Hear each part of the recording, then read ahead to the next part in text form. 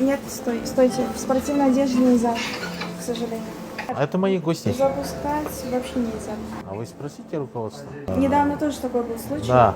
Нас ругали за это. Мы не можем так вот каждый раз запускать. А в чем прикол? У нас дресс-код.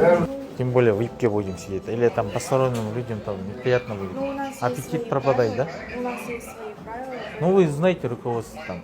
Ну, Что они это? вам то же самое скажут. Ну скажите, что гости пришли. Людей не надо так делать.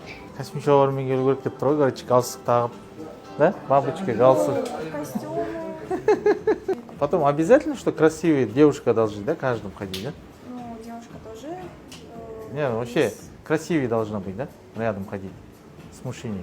Ну, не обязательно с мужчиной всегда красивая А? девушка. Короче, бір әдемі қыз ертіп келіңдер дейді. Костюм шалбар киіп алыңдар. Точно не будете? Шанс даю просто. 9 человек пришли, гости. Ну, я вам сказала, За что одеждой, у нас да? дресс-код. Всё. Все хорошо? А? Бәріміз Все, ремонт жасап жатқан киіммен келу керек еді ғой, иә? вообще өзі А? айтады. Короче, таза киіммен келіп тұрық, соның өзінде кіргізген жоқ. Селф деген ресторан. Бұл жерде сіздер айттыңыздар да, киім таза болу керек хотя бы деп ше. Таза киіммен келдік. Астана қаласында осындай Ритц Карлтон. Жалко. Біз виптен орын алып тұрмын ғой мен. Виптен біздің қазақтың жігіттерімен тамақ жейін деп тұрғанбыз.